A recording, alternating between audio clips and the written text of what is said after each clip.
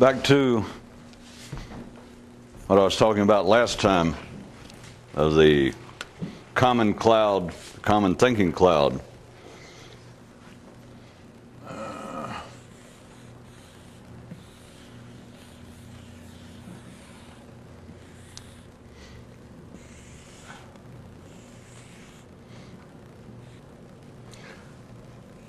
After I talked about, you recall I was doing the thinking cloud, and someone, after I did that,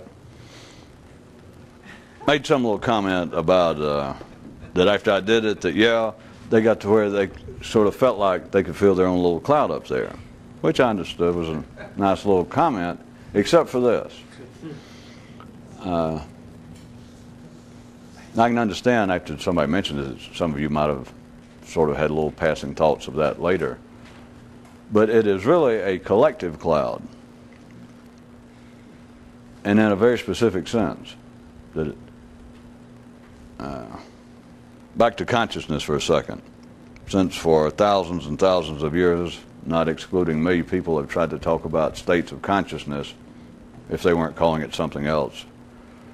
And trying to, and even I have made comments such comparisons like ordinary state of consciousness, and then try to describe some super state or the enlightened or the more expansive state of consciousness. There's another way you could look at it that might be more direct and to the point, at least until I think of another one. As I mentioned last time, unattended consciousness.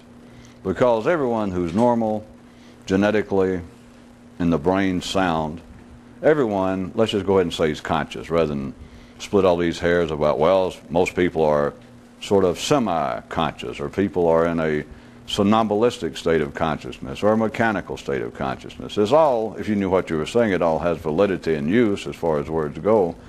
But just consider first that everyone's conscious. You're conscious now. Anybody on this planet, you're almost conscious in a sense when you're asleep. But you're conscious. If the brain is operating, you're conscious. Now let's let it go at that. But notice, there is another state that's not theory, and you do not have to describe it mystically, and that is an attended state. And we don't even have to modify that to any greater degree. You don't have to say, well, you mean attended like you're paying particular attention to your thoughts or your consciousness so that you can be a better Christian. No. Better Jew. No. Better Italian. No. Just attended. You don't have to say anything after that. And once you understand that, once you, through this great effort, for several seconds, a whole lot of times, you understand that it puts a different shock, that your brain itself is operating in a different way if you simply attend to consciousness, and then realize that you do not ever do so normally. That you can be conscious and you do not attend to it. In other words, you give it no notice. The president does not, the pope does not, your parents do not, the cop on the corner, the banker, they give no attention to consciousness. It is unattended. That is the normal state of consciousness, and at the normal level of existence, there is nothing amiss, there is nothing wrong, and those people are not in danger of hellfire and damnation or being reborn in Cleveland. But it is a simple, obvious fact to anyone who wants to try it that consciousness goes unattended.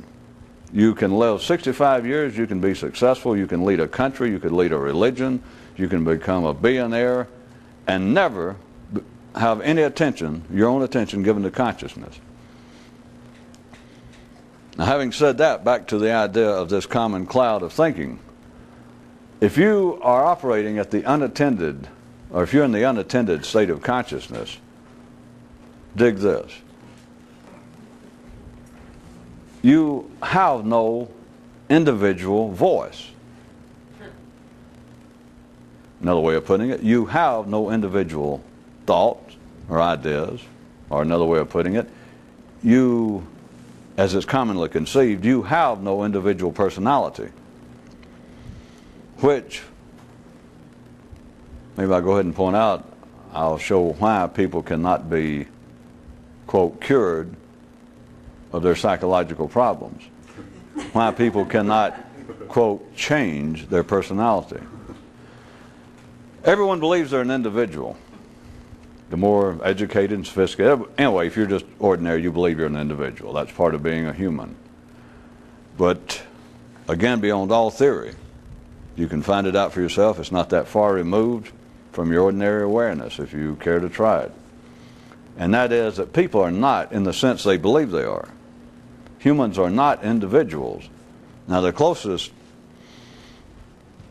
only way that we could say that man approaches anything resembling individuality would be, remember I'm considering that a man's brain, and that's the level of consciousness down the nervous system.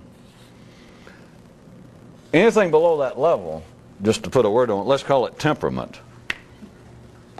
Temperament in the same sense that individual dogs seem to have a temperament. Don't overdo it. I know that people, when you have a dog, you end up thinking your dog has a personality, and you might end up talking to him. But if you have any experience, dogs, even lions, let's say dogs, that they do, even from the same litter. Two brothers, and you may keep them both, and one of them will be aggressive, and the other one will be shy. Let's just call that their temperament. And you, if you're sane at all, you do not allude in any serious way to them as being conscious. They do not talk, they do not think, but they seem to have, people even will say, well, the two dogs, isn't that strange? They have their own unique personality and they're from the same litter. Isn't that strange? What they're calling their individual personality in a figurative sense is their difference in temperament. It's got nothing to do with consciousness. Now in that sense, that's the closest you can come to saying that humans have an individual personality. Is their temperament. That you may be aggressive, overbearing, or you may be one with that kind of silly, smiling, fearful grin of a sycophant. You know, he's going, and always trying to gain favor and always, anyway, like that. And I know it comes out in speech and etc. But I'm telling you the basis of it is in temperament. It is not where people, even though they do not talk about it in this way. Here I go, we got a parentheses, a parenthetical paragraph within it, but people, psychiatry, psychology, they do not differentiate between man above a level of consciousness and below it. But ordinary people, and I don't mean just professions of psychiatry and etc., but people, when they speak of someone else's individual personality, they always do this without analyzing it and with never admitting it, never confessing it, never becoming aware of it. When you speak of someone else's personality, if you were trying to describe your sister to me, or a friend of yours, and you would describe their personality, or you were trying to get me to go on a date with your cousin, and you would describe her personality, that's not the best example because that does get into sex. If you're trying to describe to someone else a friend of yours that they thought they may have met, or you say, you'd like him, you and my cousin have a lot in common, you go, well, what? You would never say, well, you're both fat, or you both have humongous noses.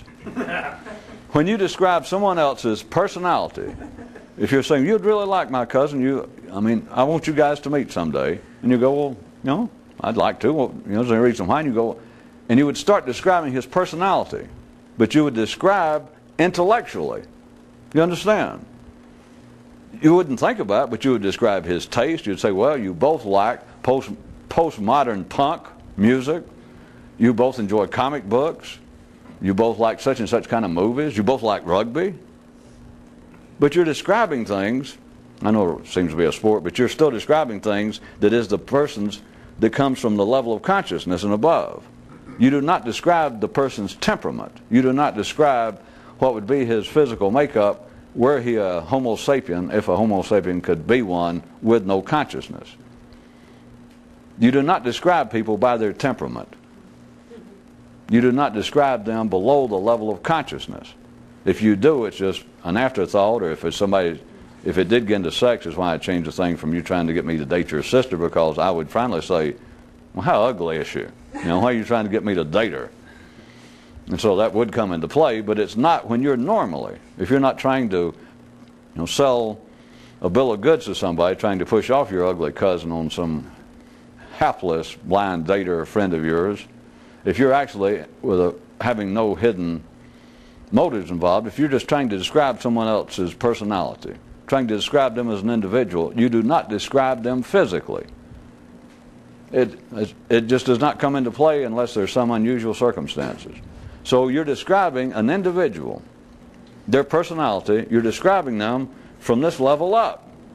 And from this level up is the one place that there is no individuality. Because they're drawing it from this cloud. They're drawing it from this thinking cloud bank, and there is no individual voice there. That's why I call it properly. It is a collective. It is the common thinking cloud bank.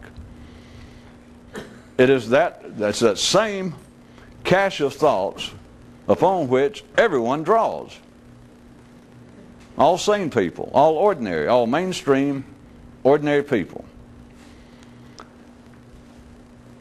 I can keep describing that from different ways, and all it amounts to, it becomes a sermon, because I can't convince you. I just keep talking about it and get louder and make gestures. But if you see it, and after that I was going to say it answers 4 or 5 what's considered to be major questions. The main one is why psychological problems seem so resistant. Forget cure. I said cure originally. They seem so resistant to profitable treatment. Why is it? Why is it that individuals themselves cannot seem to change their personality? And why is it that at a professional level, those who've had 20 years of training will admit that, well, psychiatry's or counseling's track record is rather poor. We're still stumbling along. We're trying to learn. It's no different than religion. In some way we will change man through salvation, through a process, some kind of mystical process of redemption. Men do not change. Their personality does not change. I can say their personality, I was going to say from the level up, but in case you hadn't noticed, from the level down. It's a known fact. They keep wringing their hands. Why is it that out of 99 people that lose weight, 99.2 of them put it back on within 92 days? Why is that? People do. Anyway, back to the psychological part. I'm just going to point out, and it has further ramifications. I'm not going to drag this out too far. But everyone's aware of the fact, whether you have any personal interest in it or not, you're aware of the fact that psychology, psychiatry, the whole field, the study of it and the apparent treatment of problems in that area has had a glaring lack of success. As I said, it's nothing new. It's not just them. Religion's the same way. They just have a different slant on it. But it has a glaring, well, let's just be truthful. It doesn't work. Insofar as saying, well, come and undergo this treatment. Come and talk to me. Come and be sincere with me. I'm a Freudian analyst or whatever school they're in, but it's still whatever they're using. It's simply if they say, well, what is it? You tell me your problem. And you say, well, here's what it is. And you describe what's troubling your mind.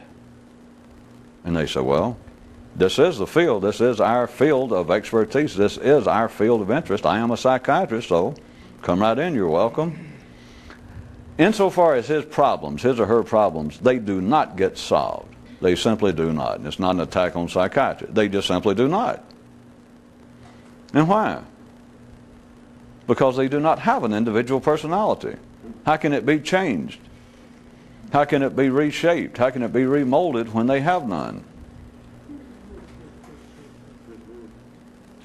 I thought that'd get... Well, I thought it'd be mostly silence and a few, Well, I was expecting it because it's one of those things that suddenly it's like you was flying down the freeway with me trying to follow along. It's suddenly like I pull you up to a brick wall and all you can do is go, and you either see something or think, well, that's pretty dogmatic and harsh and blunt, But it's a fact. There is why I could have made it easier and just stayed with the fact about, well, they have a poor record or how difficult it is for an individual to change. But, why not go ahead and get it off your chest and face up to it? It's impossible at the ordinary level. Now, I say impossible in the same way, yet a person that's wired up to be, weigh a certain amount, more or less, to their frame, which is part of their temperament. In case you hadn't figured that out, that's part of their same thing. But yeah, through some sort of quite unusual steps on their part, which usually requires outside help. That's why they have to go pay somebody. Jenny Craig, go to a 12-step, I'm a fatso program, or whatever it is. They have to go and seek help, seek assurance. In one sense, I could point, that's because they know it's not going to work. But it's the same way as why churches, if they're going to be successful, have large numbers of people because it's not working. But you look around and you think, well, it's not, you don't feel like, well, I'm the only idiot here. Or you find out there are 50 million or 500 million Catholic idiots or Jewish idiots, and you think, well, you know, it's not just me. It seems to make people feel better. I don't want to think about it a lot myself either. That, well, sure, I'm wasting my time and I'm an idiot, but God damn it, look at the good company I'm in, or at least numerically speaking, the large company I'm in. The changing of one's personality does not work, cannot work for one reason, because the individual, the person has no individual voice. When they say that they have individual problems, they're saying, well, there are things that trouble me. It's true and it's not true. They're telling the truth. They would not be there. Let's give them credit for being walking around ordinary sane. They would not be there in a psychiatrist's office prepared to spend large amounts of money if they did not believe that this was their problem, that it was something, that they actually had a problem, that there are things that bother my mind. I can sit there alone, and there are things troubling my mind. They're my problems, and so they need to be treated. I mean, they can all be treated personally. It's not like some communicable disease that my wife and I both have leprosy and, you know, give us a deal and treat us both at one time as a tag team. A person with personality, psychological problems, it goes without saying. It is a quite personal, an individual matter. But that's exactly why it cannot be treated, much less cured, because it's not. And so the person saying the truth when they say, I have individual mental, psychological problems that are worrying me to the point of distraction, interfering with my life. Now, they're telling the truth as far as they can. They're being sincere. But it is not an individual problem they have. To be individually, psychologically bothered, you would have to first be conscious at an attended level. And then I'll go ahead and tell you after that, problems are real scarce once you get there. I won't say it's not possible if you really applied yourself, but it wouldn't be the kind of psychological problems you find listed in the psychological clinical textbook. It will not be listed. Even what appears to be the problems, you recall I was saying and encouraging you not to take it just metaphorically, but there is like a cloud. And I started to say a bank, but as I said, from the great world of meteorology, I could pull out a cloud bank and make it all work. But I could have said there's this great bank, or this great trove of thinking. And I could have insinuated it was hidden in a big ravine in the mountains of Tibet somewhere, hidden somewhere under the ocean. And it's from this one place that all thoughts, all thinking comes from. Which some of you might like that better, so I throw it out. Yeah. But that one, because it raises it up, is just imagine there is like a cloud and no one can see it. And it covers this earth. And in that cloud are all possible ideas, every possible permutation, culmination, subtraction, addition, equation of ideas possible are there. I said that last time and I just said it again, but it does change somewhat, gradually, which is what passes for creativity at the ordinary unattended level of consciousness. But it is not an individual's act of creativity or originality. And so, again, we're stuck with one of these places that words do not answer. Everything can be thoughts up there in the cloud. All right? And now I already said all possible combinations. Yeah, but in a sense, in another way, you just got to work with it now because the words are falling apart. In one sense, all the possible combinations have not been used, even though they're there. And that's what appears to be creativity.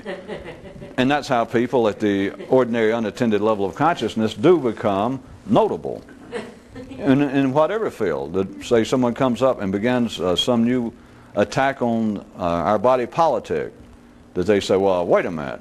And it sounds as though that they found brand new fault with the way things are, is what it amounts to. In other words, they have discovered a new area to bitch and whine about. And they may become famous. They may not sound that crude. It may appear to be an educated, sophisticated, fresh insight into one of the problems, one of the possible problems disturbing our economy, our politics, our social system. But you do know it will never be anything new. All it will be is the man will say, it will always start. He'll say, well, I've been studying. In fact, I wrote my doctoral paper, I did my research on the economic impact of political thought in the United States in the 20th century. And the more I considered it, I began to take statistics. I began to do this and that and realize that your economic level played a direct part, an almost inescapable part. It was almost deterministic as to how your attitudes toward political matters would ensue. But you notice he started out with something that was already known.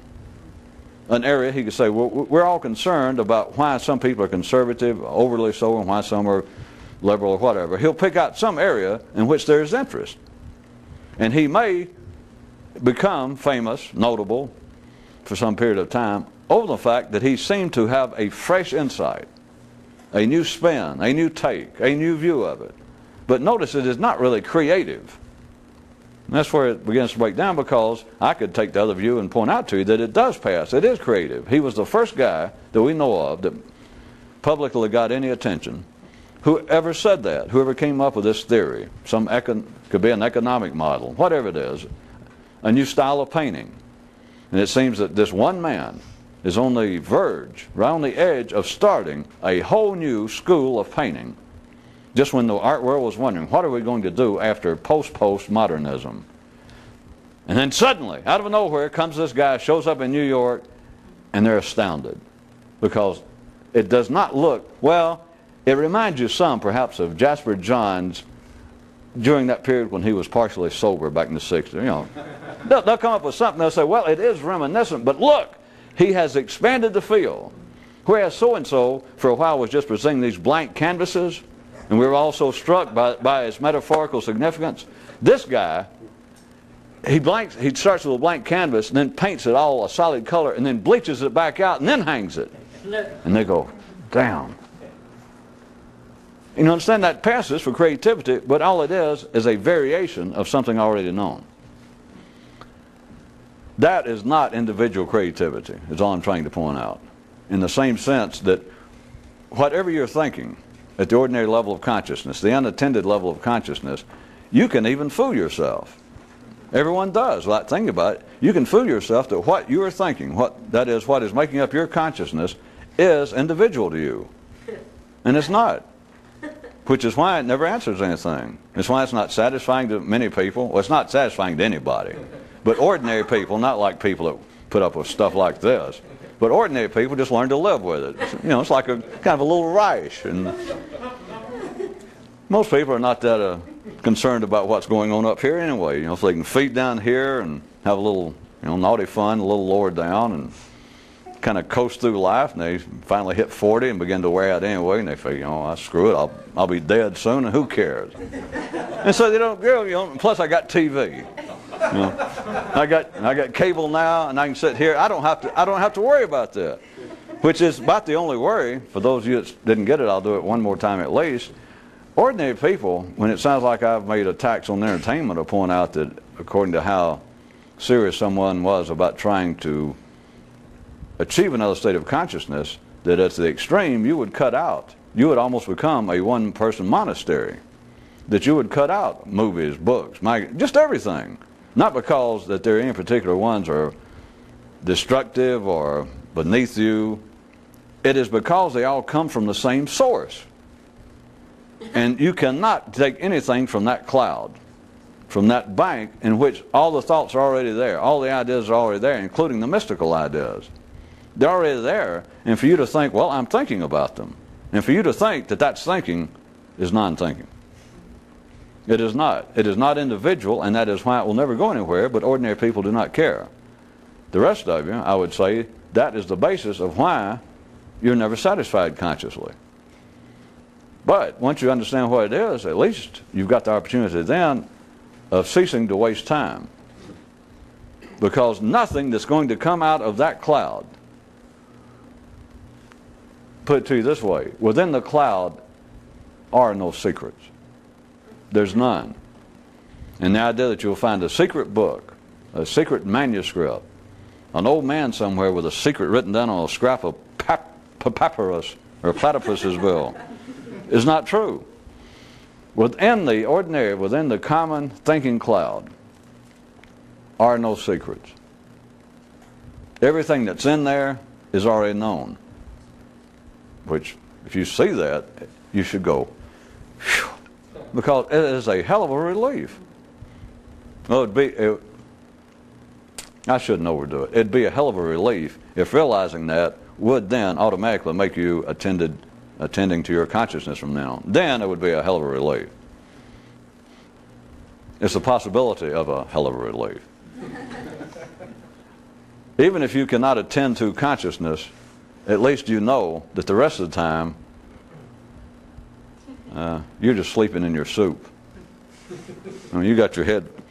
You can be in a library, you can be listening to a lecture, you can be talking back to a TV. Whatever you're doing, you at least know then, whenever you can come back to your senses momentarily, at least you know, well, I am stuck in the mud, so I shouldn't be concerned.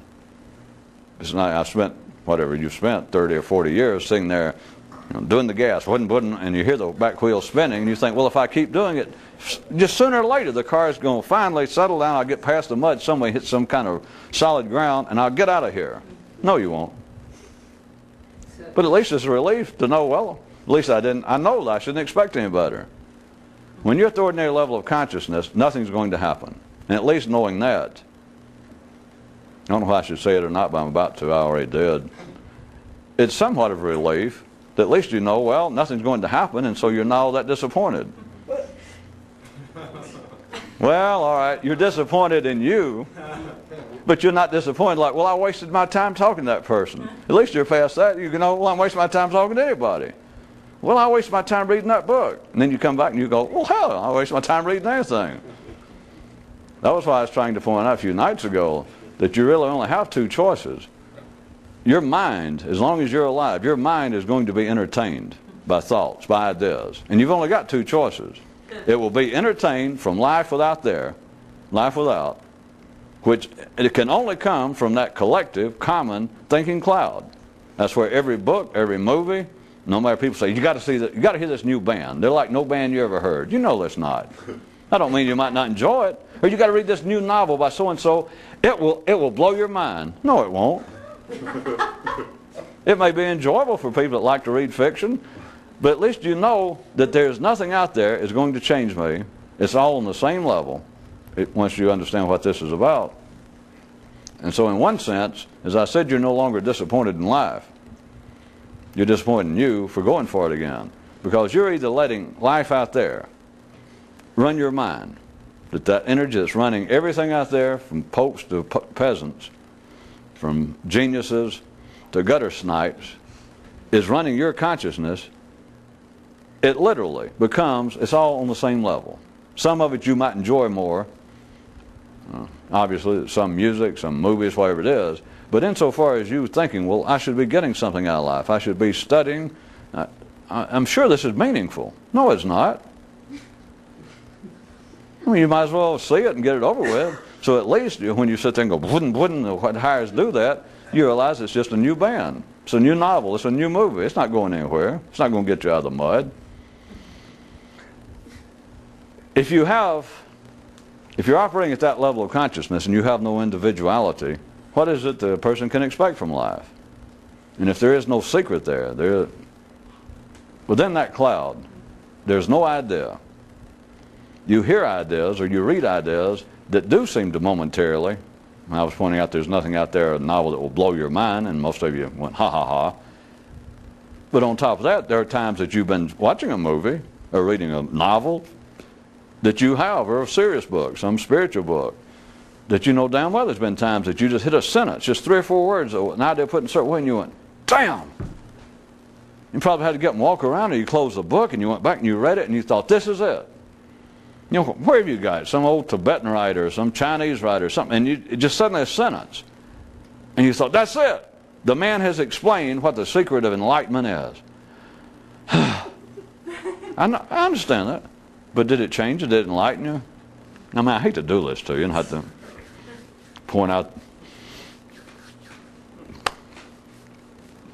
how things are to you, but most of you are adults now. It did seem to blow your mind. It did seem to be, I'll write this down. I have now found it.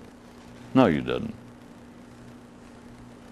Because it came from that common thinking cloud. And there are no ideas there that will change you.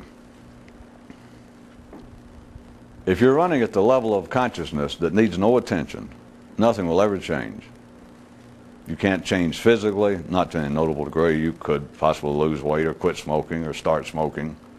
But you cannot put any sort of shock into your temperament. You cannot put any shock into yourself genetically, which I wouldn't discount as possible, which is where the idea of spiritual magic comes from, by the way. If you never thought about the ideas of some spiritual master flying through the air, walking on the water, raising the dead. Forget the specifics, but what they're talking about now is magic below the level of consciousness. They're talking about someone, as I said, forget the specific examples that happened, but the mythology of it grew from the fact that once you can change above the level of consciousness, I was just sort of throwing out as a possibility that you might not discount totally the fact that you could change yourself below the level of consciousness. Not grow a third eye, not become immortal, but you can, I'd suggest there's a possibility you can put a shock into your actual below consciousness genetic system. And that's where these ideas of magic came from. Because someone around that realized, through whatever means, they realized that somebody that they saw them 10 years later, and I don't mean they just lost weight or something like that, but they just realized that that something is different. And at the ordinary level, they do not attribute it to up here. And if the person was actually more conscious, then he would not or she would not be making it obvious. So the ordinary people would only get it in a nonverbal way. In other words, a real Buddha, a real Jesus or Muhammad would not. If you suddenly run across them at a high school reunion, and you went, well, Muhammad, or Abraham, I hadn't seen you in 10 years. And you go, wait a minute, something's different. Abraham wouldn't go, well, yeah, I woke up. I'm now enlightened. No. You know that's not going. But I'm saying if he was in the right circumstance and somebody was around Muhammad at their 20th reunion and they know something is different, well, they attribute it. I mean, they can't even picture what to do with it. And I'm saying if someone gets to the point that they can change above the level of consciousness, then I'm just saying it's possible. I wouldn't discount it if I were you, that they can affect. Or perhaps it just comes along naturally. But at any rate, below the level, that actually into the genetics, into your temperament, that which you were before you were conscious can shift. And that is what people latch on to. Assuming that anybody did say, well, something, if they started talking with Jesus, he's not like he was before he went off to school or last time we saw him. Something's happened to him. And they're talking about, and they can feel, it's something substantial. And it doesn't have to be that they're, smitten in some way and go, he's enlightened. I see a halo. They attribute it some way physically. And beyond all that, then you can turn the mythology into yourself. For those of you that go on, I'm not going to do any more of that. But nothing can be done individually if you cannot be conscious individually. Nothing. And any change that you apparently even make physically, as you should know by now, is very temporary. Losing weight or trying to change your habits, trying to get in better shape. Just trying to do things that appear to be simple, like losing weight is the easiest one to say, that it is a life-threatening process. The people just cannot do it. And you think, well, that should be easy. No. Of course, you might also notice that the popularity throughout the ages, not just today with fancy spas and weight loss programs, it's always been more popular for people to work on themselves physically. even those that said, well, I really want to work on myself spiritually, but by God, first I got to get my physical act cleaned up, and then I'll move on to the important thing. Got to have a good foundation here, which is simple to look at, simple to see, because they got no idea where to start up here. None. But at least you go, well, I could stand to drop a few pounds. That's what I'll do. I'll drop a few pounds, and then by God, I'll be in good shape, like, I'll be in good fighting Buddha, down to the Buddha weight class, and then I'll attack all these, horrible thoughts and all my psychological problems, but I got to get in better shape. Well, there you go. I'll take 40 years to drop 2 pounds and keep it off. And you think, well, here I am, I'm dying on my deathbed, and I just about lost enough weight here with this cancer and lung cancer. I've finally dropped the weight, and now I was ready to go into higher spiritual matters, and I'll be down. I'm going to die. That's life. There's nothing that a person can do of any consequence. And it's obvious. It's not me saying it, it's just obvious. It's before your eyes, it's before everyone's eyes. There's nothing you can do of any substantial nature, of any substantial, meaningful, semi-permanent nature to change yourself. There simply is not. Any fool can see it. A 6-year-old kid can see it. That's why they tell him, shut up, don't talk like that. That's why idiots, people with a little certain genetic brain damage, will say things like that. We lock them up. Hey, shut up, don't be talking like that. You know you're not well. You know you're not right in the head, Hubert. Don't talk like that. Go back to your room.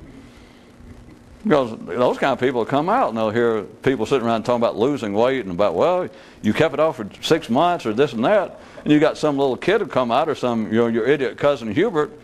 Well, you know where it's going, and they're prone to come out. You can make it sound like a joke, but they'll do it. And they'll come out and listen, and they'll just blurt out the fact, well, you've always been fat. You're going to die fat. And they go, don't talk like that. Get out of here.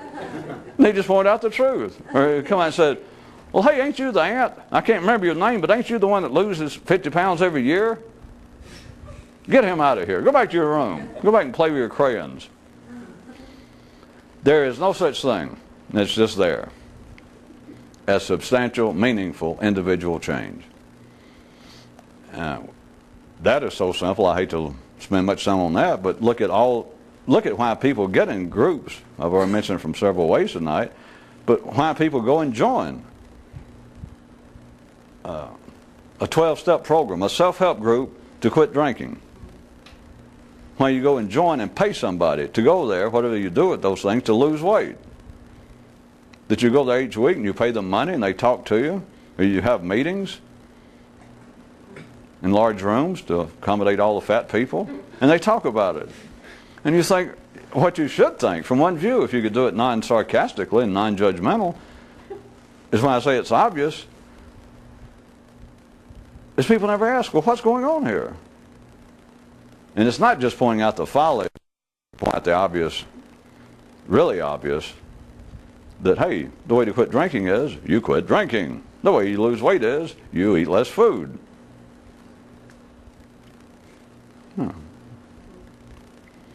But beyond that, what people should really be seeing, what I was suggesting to you, is why, even though you realize, well, that should be the way it is, but then why do they get in groups when it's not going to work anyway?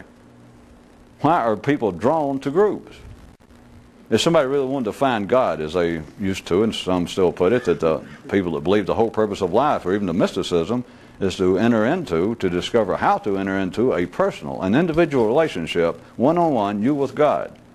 That's in the religions. It's mostly overlooked, but it's certainly in all the publicly known mystical forms of the religions, that is the whole point of Sufism, of Zen, of the mystical side of Judaism and Christianity, is those that really applied themselves, the prophets, the holy men, monks, that what they're seeking in their own humble way is a personal relationship, to fast, to pray, to only study the Bible, not to listen to the outside world, to cut off contact with the secular world, so that they can enter into a personal relationship with the Creator.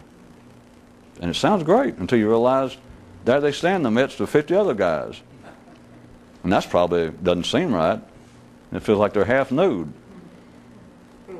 They think, I'm going to go find a monastery that has at least 400 or 500 people.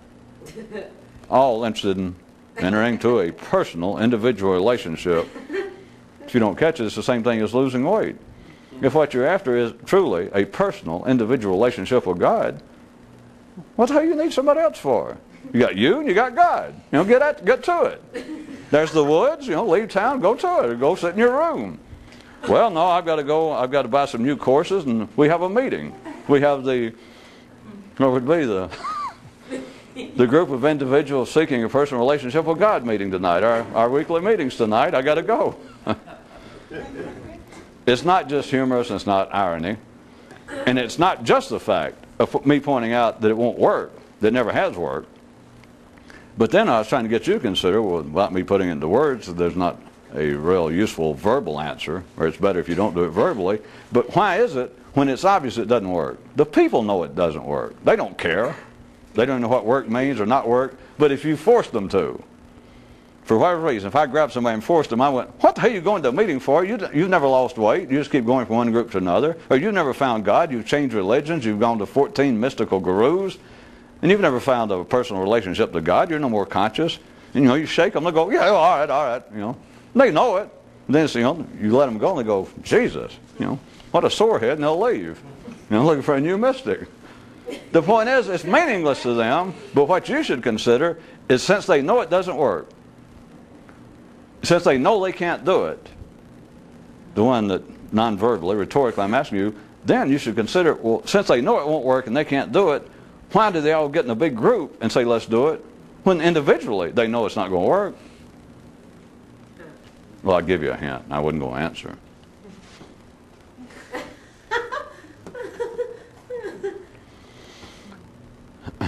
Well, that, and they got no other choice. That just came out. I didn't mean to say that.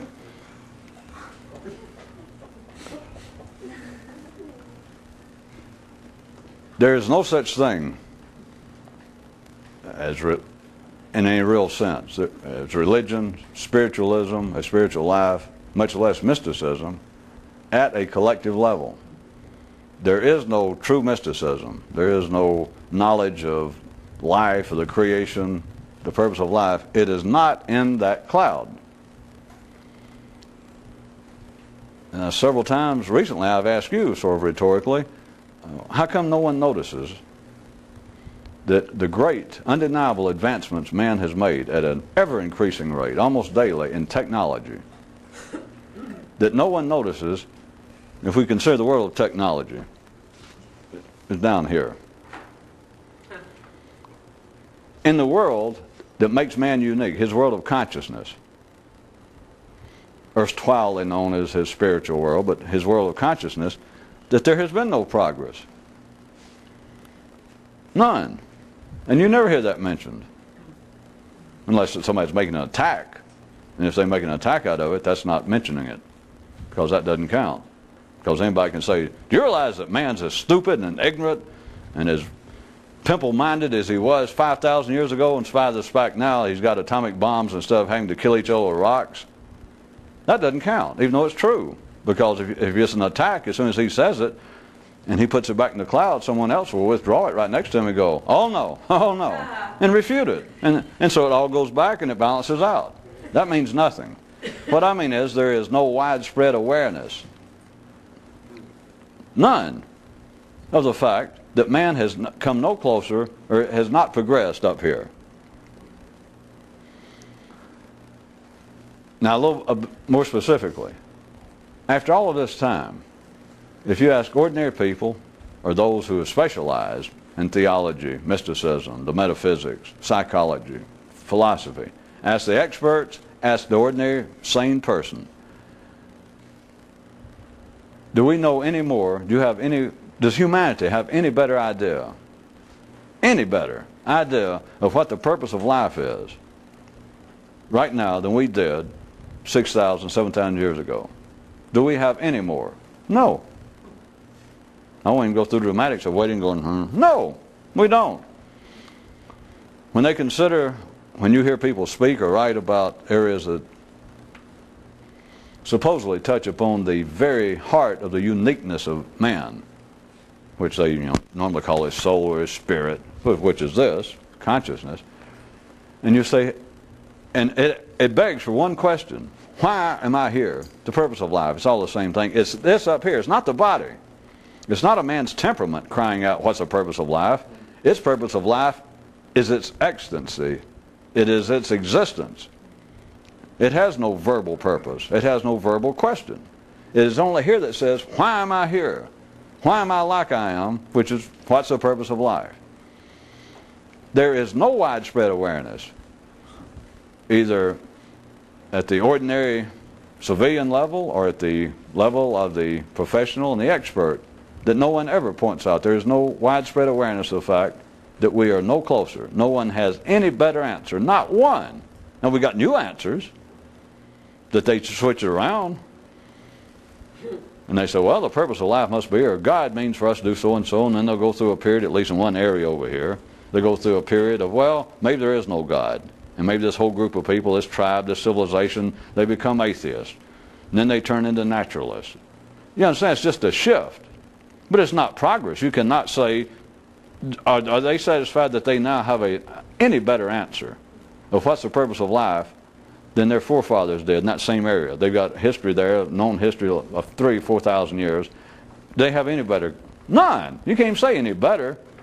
You look back as far as history goes, the minds of the time had one question, what's the purpose of life? And they would ask it, and an audience would say, well, we don't know, sire. We don't know, master. What is it? And he'd go, well, I don't either. I was asking you. We don't know. So the point is, they admitted they did not know. Now I'll show you how much progress we've made. 6,000 years later, you say, what's the purpose? We don't know. That's the progress that's been made. So the point is, it's no exaggeration. It's not an attack. None. They switch it around, but to say, is there any more real progress that we could demonstratively, or that wide numbers of people, that humanity will take as demonstratively proven that we have made that much progress, that we're any closer? Forget whether we've answered the purpose of life. Do we have any idea? None. And no one finds that at all interesting, curious. And if they did, they'd just get a headache thinking about it and probably send me a dirty letter. Why'd you bring that up? Make me think about it. Well, I'll tell you why. With unattended consciousness, I'm back repeating where we started. With unattended consciousness, there is no such thing as individual thought. You have no individuality. There are no secrets in the collective thinking cloud. So 6,000 years ago, people were drawing from this same collective thinking cloud. They were not thinking. They are not conscious in any individual manner. And it has not changed collectively, nor should it have changed. Nor was anyone who knew anything expecting it to change. We don't have Buddha hiding in the grave or Jesus hanging in the grave somewhere going, well, damn, I thought things would have picked up by now. No, he didn't. That's just kind of a side joke. It's here rabbis and priests and people always haranguing and wringing their hands going, oh, if Moses was here, God, I'm glad Abraham's not here to see how we have fallen, how we have slowed down and dropped the ball, how we're not out there drop kicking it for Jesus and pushing across, the Satan's goal line. And it'll make the people tremble like little wolves are being attacked, and they'll drop their ears down, put more money in the collection plate. Like, oh, we have fallen. Jesus gave us so much information, or Buddha gave us the way, gave us the blueprint for greater consciousness. And everybody goes, yeah, we know that. But have we taken advantage of it? I'll go, no. Oh, God, I'm just glad he's not here to see it. And then he can wag his finger. Imagine if Buddha suddenly showed up in your little room tonight, of your little monks. He came there in your cell, and he knew what progress you had made. You've been here, some of you, 20 and 30 years, studying the works, meditating. And what if he was there and he went, my son, how much closer are you to enlightenment? Oh, it breaks my heart because you and I know the answer. You're no closer. It would break his heart. Fat chance. Oh, how we've let him down. No, you didn't let him down. It wasn't supposed to change. Not on any large area, not over some wide spectrum. But you cannot individually expect any change. And that is perhaps the most captious side, to quote myself again, that you can be. You think that there are different levels of ordinary thinking, or different levels of consciousness, with materials drawn from that thinking cloud. That is, you think, well, I'm at least making some better effort if I'm reading spiritual books, or if I'm going home reading some new translations from some of the more obscure Tibetan Buddhist schools. I'm certainly doing better than that, getting closer than if I was just sitting home reading a romance novel or a Batman comic book. I know it seems that way. God, I know it seems that way.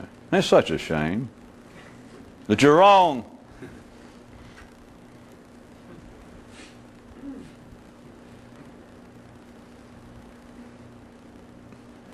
If you did not take it metaphorically, if you tried to really imagine that there is such a cloud, and if you tried to follow what I'm saying, which was not going to mislead you, that everything you have ever thought, everything that every other human on this planet has ever thought, I'm talking about just thinking, from all the way from new theories of atomic structure, the nature of the universe, the purpose of man, the makeup, the dynamics of the individual human personality, whatever it is, none of it is individual.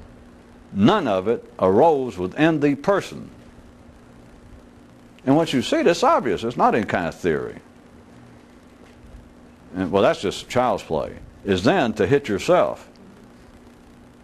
And then it's simple. It's just hard to expand your awareness of it long enough for it to have any effect. It's like a man looking down and realize I'm fat. Let's say, I'm getting a beer gut. And he thinks, I'll quit drinking beer. I'll cut down food. You know how it goes. And you go, oh, another round over here. And so pizza.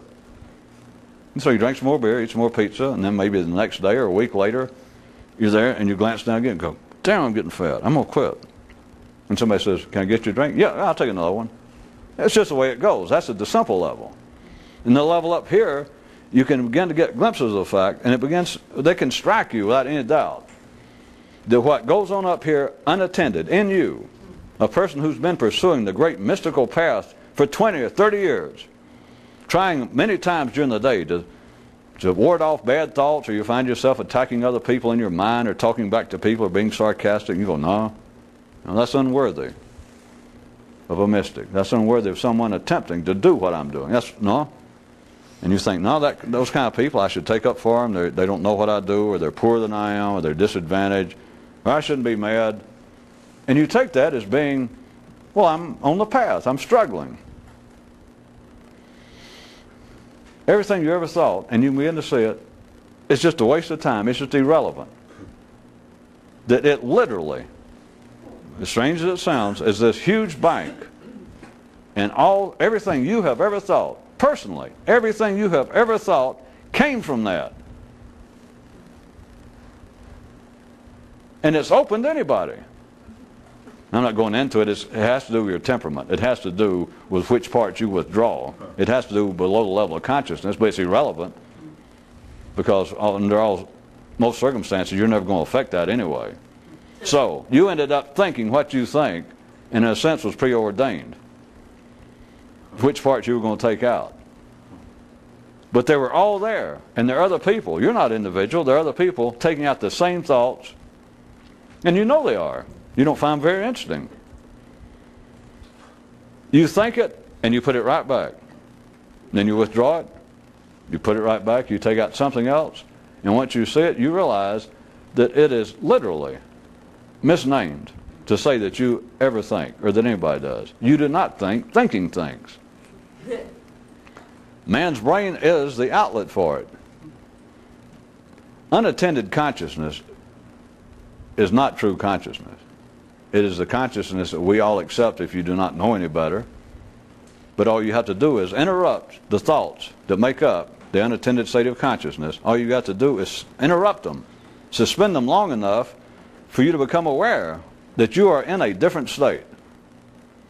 And there's no need, if we're just going to, for a while, describe it as being conscious, unattended consciousness, and attended consciousness. Or anytime I say consciousness, I mean unattended.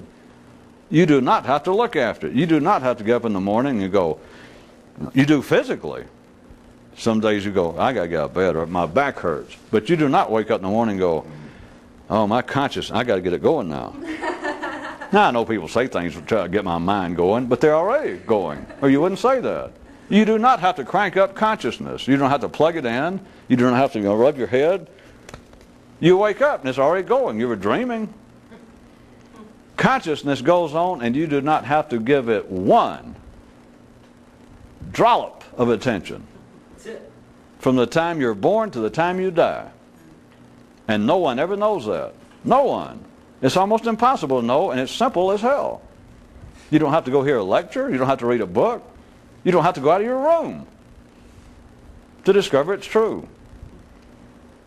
And the number of people who ever discover it's true in any practical fashion in every generation, I started to say you could count them on both hands, but I always hate to be depressing to people. Because maybe 3 hands on the whole planet. Well, it just does not happen. Consciousness does not have to be attended to. You do not have to worry about whether you're going to have any thoughts. If consciousness sounds too vague, you don't have to get up in the morning. You don't wake up and go, Jesus, I got a meeting today, or whatever you do for a living. You think, what if I get out and I don't have any thoughts today? Now, people go, what if I don't have a clean shirt? What if I don't have enough gas in the car? What if my tires won't make it to work? But nobody ever says, I'm at a loss for thought. No, you're not. But why? Nobody even questions, like, when did you decide to think? You know, did your parents one day say, all right, now you're old enough, you quit doing in your pants, you quit throwing up food. Now we're going to give you a real treat. There's a thing we call thinking. Now you're a little kid, yeah? And they teach you how to do it, and they say, now you got to get it going, practice at it. Nah. As far back as you can remember, you were thinking. You've never been sitting around going, my thoughts stopped. And nobody ever wonders why. In other words, you've got something that is a constant, unending companion with you. You never ask for it. You don't contribute to it. Because that's usually a cutoff line. You can tell somebody, and if they were really listening to this, you can almost trick them up to the point and go, you never contribute to it. And they'll go, yeah. And then they think, no, that can't be. Because if that could be, right there is the whole loss of that illusion of individuality. You have never contributed. No one does. At that level, you do not contribute to thinking. It just happens.